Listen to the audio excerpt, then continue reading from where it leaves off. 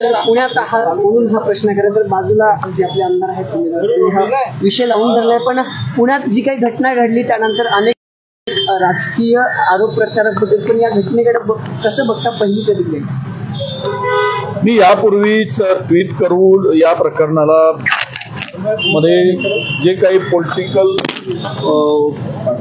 याला सपोर्ट होता या सगळ्या प्रकरणामध्ये पूर्वी मानलेला, ही घटना झाल्यानंतर आमचे आमदार रवींद्रजी धंगेकर यांनी या विषयाच्या मागेपर्यंत जाण्याचा प्रयत्न केला आणि ते मांडण्याचा प्रयत्न केला. त्यामध्ये वस्तुस्थिती लोकांच्या पुढे आली पाहिजे आणि गुन्हेगारांना शिक्षा झाली पाहिजे, गुन्हेगारांना वाचवण्याचा प्रयत्न करणाऱ्यांना सुद्धा शिक्षा झाली पाहिजे, ही त्यांची स्पष्ट भूमिका होती आणि ती भूमिका त्यांनी मांडलेली.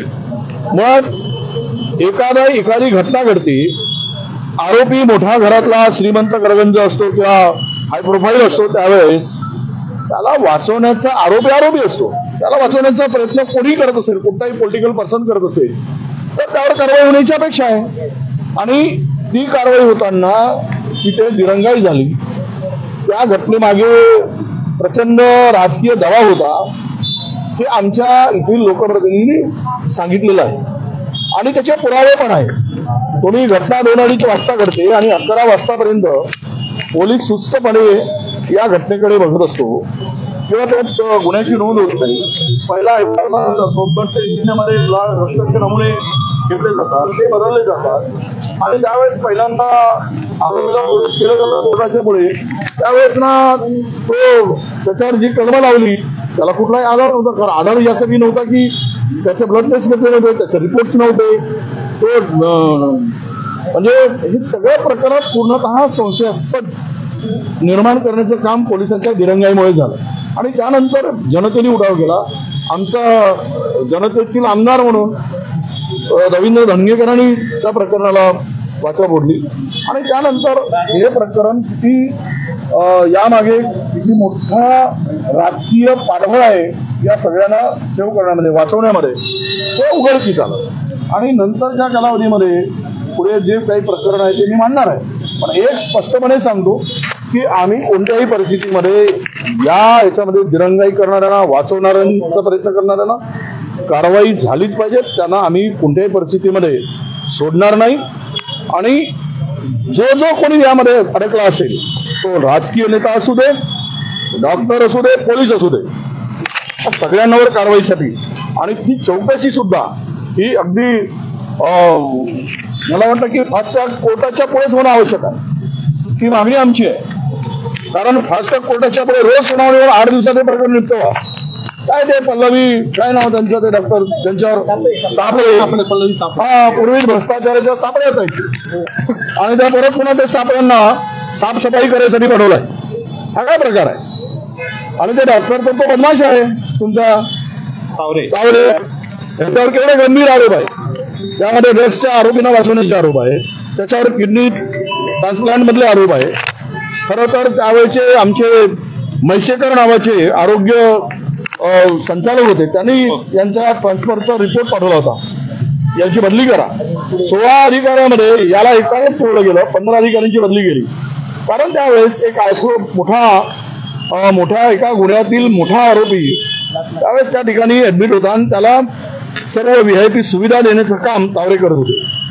अशा अनेक गुन्ह्यामध्ये ज्यांना हे खरं म्हणजे ससून हे पुणेकरांचं हृदयस्थान असल्यासारखं आहे आणि गरीब सामान्य माणसाला ते ससूनचा आधार वाटतो, पण तो आधार मात्र या नालायक लोकांनी, या हरामखोर प्रवृत्तीने त्याचं नाव पुसायचं काम केलेलं आहे. आणि म्हणून या सगळ्या घटनेमागे ती चौकशी, CBI चौकशी करा. मी तर सुरुवातीला मागणी केलेली की आपण याची ज्युडिशियरी चौकशी केली गेली पाहिजे, निपक्ष चौकशी झाली पाहिजे. आणि माझ्या माहितीप्रमाणे इतका डिले होतपर्यंत, इतकी घटना घडल्यानंतर 7-8 तास किंवा 6 तास यावर कुठलीच कारवाई होत नाही. यामध्ये नेमका कोणाचा फोन होता, तो फोन करणारा कोण, प्रेशर करणारा कोण, त्याला सुद्धा 6 आरोपी सालच पाहिजे, केलं पाहिजे आणि त्याला केल्याशिवाय आम्ही स्वस्त बसणार नाही. राज्याचे गृहमंत्री या सगळ्या प्रकरणी आमदारांचं नाव यामध्ये सातत्याने घेतलं जाते, या अद्यापही समोर येत नाही किंवा त्यांची कुठल्याही प्रकारे चोरांच्या मनात चांदण्या, चोर मोकळेपणाने येईल कसं? कुठेतरी गिल्टी असतो ना व्यक्ती, त्यावेळेस त्याला पुढे होताना तो घाबरतो, तो प्रकार आहे. तो फोन कुणाचा आहे, कुठल्या नेत्यांचा आहे? 100% ही चौकशी निपक्ष व्हावी. मी सांगितलं की हा प्रकरण इतकं मोठा हाय प्रोफाईल झालाय. प्रचंड गरगंज श्रीमंतीचा मालक असलेला माणूस 3 महिने ती गाडी बिना नंबरनी पुण्याच्या रस्त्यावर फिरते. अरे सामान्य माणसाला एखादी वेळेस तुम्ही सिग्नल तोडला म्हणून अडवून त्यांना फाईन करताय आणि ती गाडी काय तुम्हाला दिसली नाही? कुणाचा आशीर्वाद होता 3 महिने ती गाडी चालली रस्त्यावर? आणि तिकडे कोणाचा फोन होता? आमच्याकडे माहिती वेगळी आहे, ती मी प्रेसमध्ये सांगणार. पण मी तुम्हाला एवढंच सांगेल की मोठ्या एका पोलीस अधिकाऱ्यांनी पुण्यातली त्यांना फोन केला आणि हे प्रकरणामध्ये अशी माहिती आमच्याकडे, ती सुद्धा चौकशी व्हावी. त्यासाठी सगळे कॉल रेकॉर्ड्स आहेत, मोबाईलचे सगळे काढून घेतले पाहिजेत, सीडीआर काढले पाहिजेत आणि त्यातून तो कोणी असू दे, नंबर 1चा असू दे, नंबर 2चा असू दे, नंबर 3च्या राज्यातील असू दे, तो पुणेकर असू दे की बारामतीकर असू दे, जो अडकला असेल ते चौकशी व्हावी, निपक्ष व्हावी. साहेब, खरं तर यामध्ये तुमचे आमदार माहिती काढत असताना जे मंत्री आहेत राज्याचे हसन मुश्रीफ यांनी त्यांची माफी मागावी असं सांगितलं, कारण याच्यात त्यांच्या हाताचं हे सगळं आहे. त्यांच्याबद्दल काय वाटतं? कारण त्यांनी या संदर्भात चौकशी. हे बघा, हॉस्पिटलचा ज्यावेळेस प्रश्न येतो डॉक्टरांचा, हा डॉक्टराला वाचवण्याचं काम जे अनेक वर्षापासून सुरू आहे, त्याला पाठीशी घालण्याचं काम हे अनेक वर्षापासून सुरू आहे. त्यामध्ये आजी माजी या खात्याचे मंत्री आहेत. एक लातूरकर माजी मंत्री सोडले या खात्याचे, कारण आमचे त्यावेळेचे अमित भाई होते, ते सोडले की आजी माजी हे सगळे त्या तावडेंच्या वर्तुळातील आहे. आणि लाज वाटायला पाहिजे, चौकशी करायला येतात आणि बिर्याणी मागवत आहे. म्हणजे ही चौकशी आहे?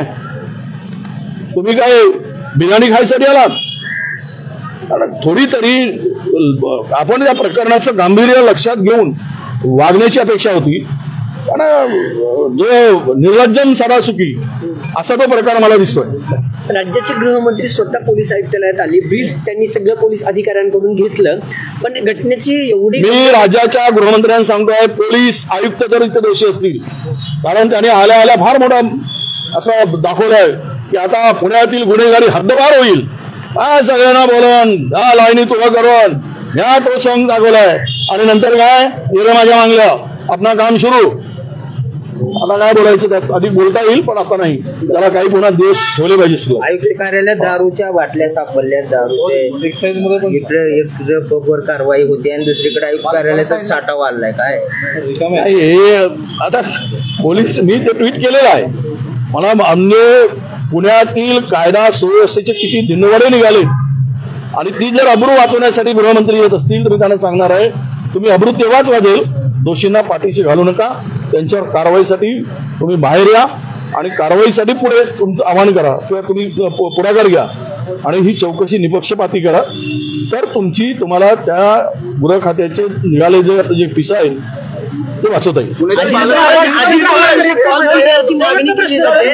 मला त्यामध्ये अजित पवार